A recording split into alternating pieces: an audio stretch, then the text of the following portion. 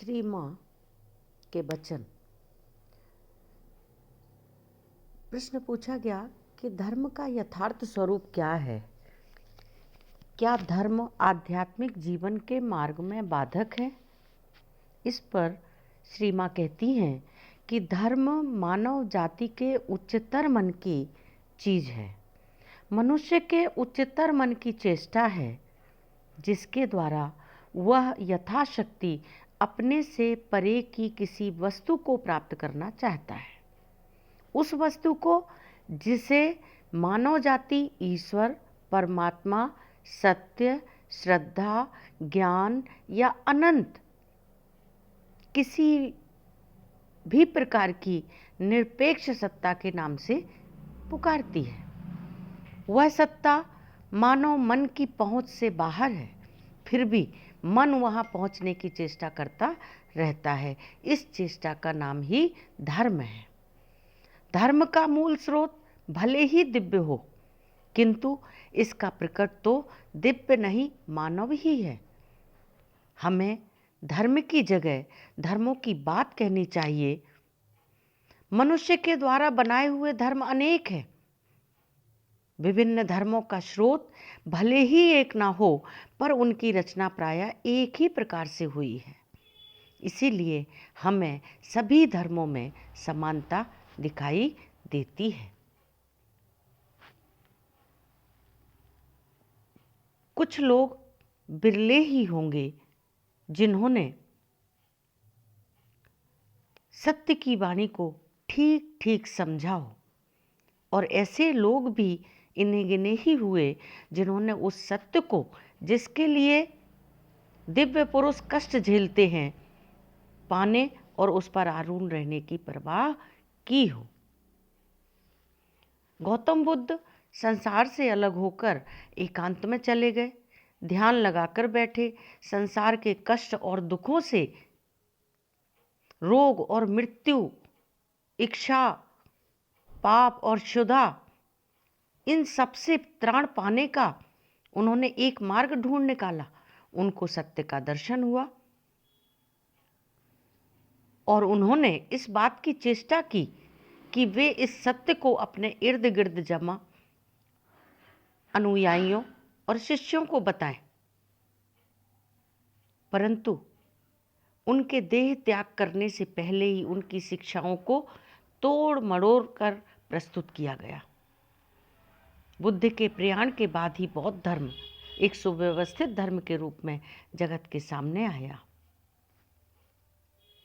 तो इस तरह से बौद्ध धर्म की अनेक शाखाएं प्रशाखाएं, हीनयान, महायान, सुदूर पूर्व एशिया के बौद्ध पंथ, कई मत हो गए, जिनमें से प्रत्येक का दावा है कि उसके मत में ही बुद्ध की मूल और शिक्षाएं विद्यमान हैं। इसी तरह ईसा मसीह की शिक्षाओं का भी यही हाल है। इस प्रकार धार्मिक मन के लिए स्वाभाविक है,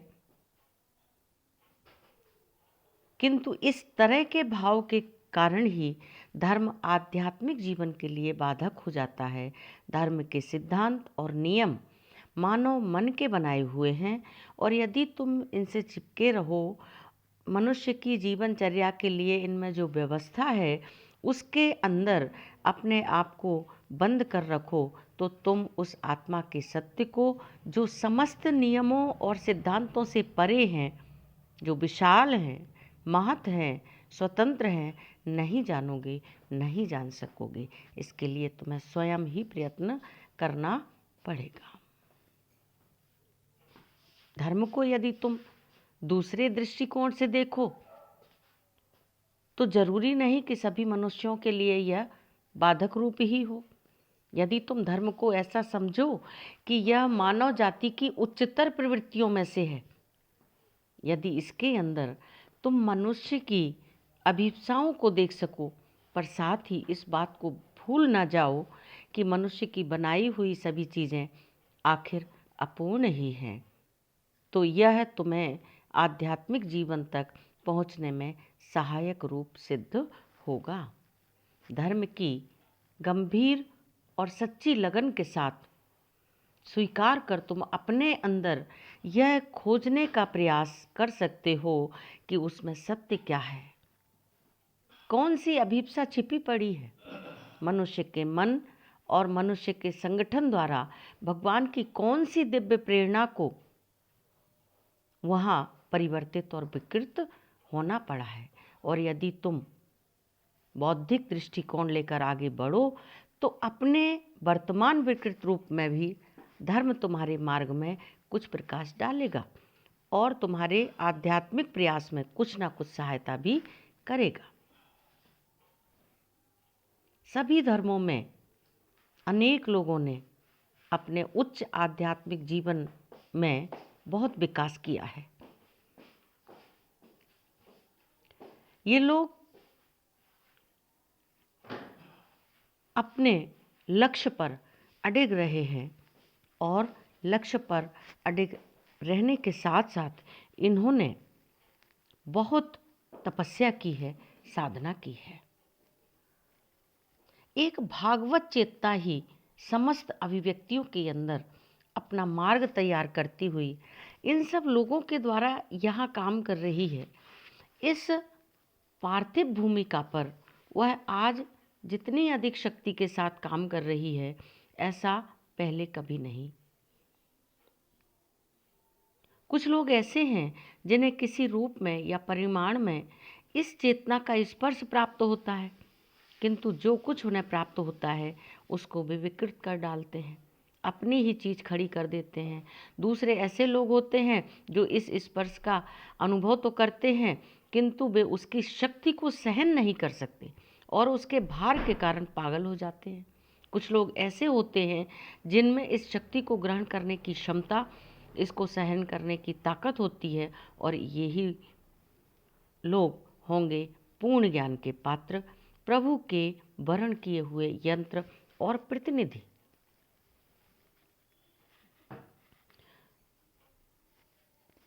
तो इस तरह से श्री माँ कहती हैं कि हम अपने अंदर की गहराई में थोड़ी दूर तक उतरें तो हमें पता लगेगा कि हम में से हर एक के अंदर एक ऐसी चेतना है जिसका अस्तित्व अनंत काल से चला आ रहा है और जो अपने आप को अनेकों रूपों में अभिव्यक्त करता चला आ रहा है।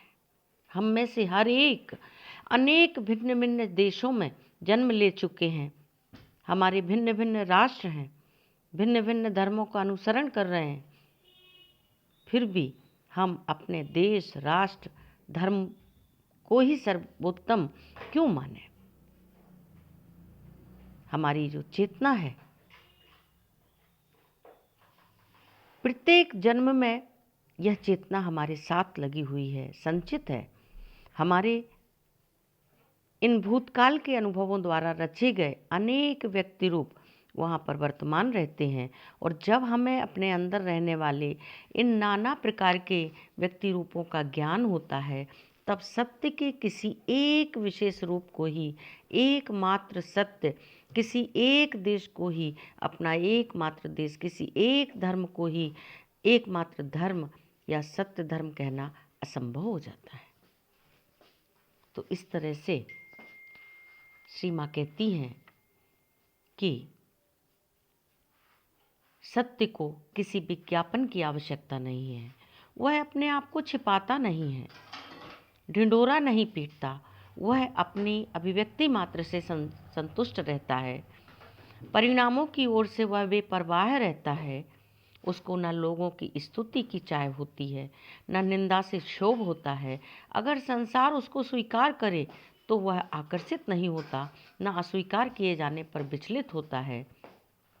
श्री माँ का कहना है कि जब व्यक्ति विशेष योग मार्ग को अपनाते हैं तो इस बात के लिए तैयार रहना चाहिए कि तुम्हारे मन ने जो इमारतें खड़ी कर रखी हैं उन्हें, तुम्हारे मन ने जो इमारतें खड़ी कर रखी हैं राग द्वेष की, और तुम्हारे प्राण ने जो मचान बांध रखे हैं उन सबके टुकड़े टुकड़े होते हुए तुम देख सको। तुम्हें इस बात के लिए तैयार रहना चाहिए कि तुम हवा में अधर में लटकते रह सको। श्रद्धा के अतिरिक्त किसी भी प्रकार का सहारा तुम्हारे पास ना हो। श्रद्धावान लभते ज्ञानम। तुम्हें अपने भूतिकाल के व्यक्तित्व और उसकी आसक्तियों को एकदम भूल जाना होगा। अपनी चेतना में से निकाल कर बाहर करना होगा तथा एक नया जन्म लेना होगा जो समस्त बंधनों से मुक्त हो। तुम पहले क्या थे इसकी चिंता मत करो। अब जो कुछ होना चाहते हो एक अभिलाषा मन में रखो, केवल उसी का चिंतन करो। जिस सिद्धि को तुम प्राप्त करना चाहते हो केवल उसी में तन्मय हो जाओ। मृत भूतकाल की ओर से मुंह मोड़ लो और सीधे भविष्य की ओर देखो। तुम्हारा धर्म, तुम्हारा देश, तुम्हारा परिवार वही है, स्वयं भगवान। अहम ब्रह्मास्मि सोहम तत्त्वमसि। ओम शिव।